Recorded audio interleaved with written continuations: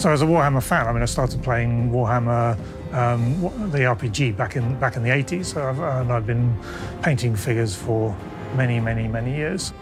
The Warhammer IP is very popular inside the studio and outside. So we've got a lot of people in the studio who love the game. They know all about the units, they know what to expect, so the feedback we're getting is really detailed, and they know what tactics they want to use from the tabletop and whether they work in our game, and if they didn't, we had to tweak the balancing.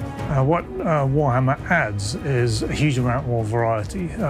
So on the battlefield, you get everything from tiny little goblin guys all the way up to huge giants.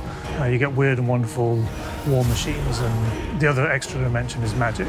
And it adds the differences between the different factions, the different races in Warhammer. And we decided to actually go with that and embrace that difference between all of the races. So you'll finish a game playing as the Empire, you'll start a new game as the Vampire Counts, and you'll find yourself with a totally different feature set that you're playing with, and that really influences the way the game plays out. The unit balancing in Total War games has always been a pretty big challenge because there are so many different factors to take into account. Now we've added so many different things, we've expanded the game in every possible direction and dimension.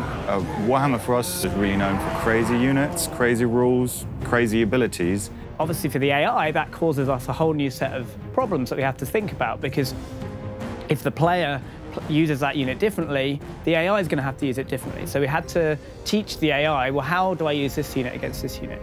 And we've got a system which we call the BCOP, which is the Battle Combat Outcome Prediction. And what that does is it actually has to model our own game in a kind of slightly cut down way. So it can say, if I've got this unit of spearmen, but they have had this magic cast on them and they are stood on a hill, how would they fare against this unit of trolls? It has to go through and it has to try and run a cut down simulation of our game to try and work out that. So the AI can sort of say, well, is this a good thing for me to be doing? And it would say yes or no, and it can get that answer back. And that's how we kind of solve that problem. When it comes to flying creatures, we had some special challenges, obviously. Never done that in a Total War game before. It felt a bit like flying creatures are cheating, because you can attack any unit anywhere on the battlefield. So one thing we decided on early on is that when a flying unit does commit to land battle, we want it to be stuck there for a while. We don't want it to charge down, deal damage, and get out again. We want the defender to have a chance to do something against it. What we now say is that the flying unit can't just take off.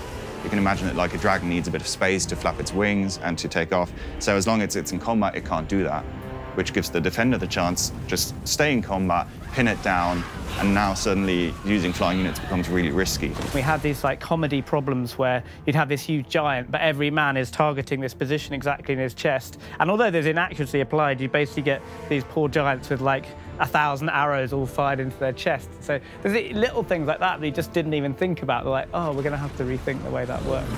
So I think the biggest challenge is to get one combat engine where all of this madness is accounted for and works without too many special cases. So there's something like 15 army books, the main rule book, there's a massive amount of lore. Because all this craziness might just be like one line in a rule book somewhere.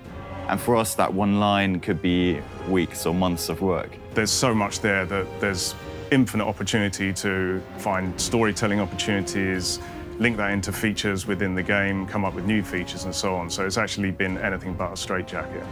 We'd always wanted, right from the start, from the very first Total War game, we'd always wanted to do a fantasy Total War. Warhammer was the obvious match. We talked to Games Workshop over the years since the beginning of Total War, and eventually we decided to go ahead and pick Warhammer. It's just perfect.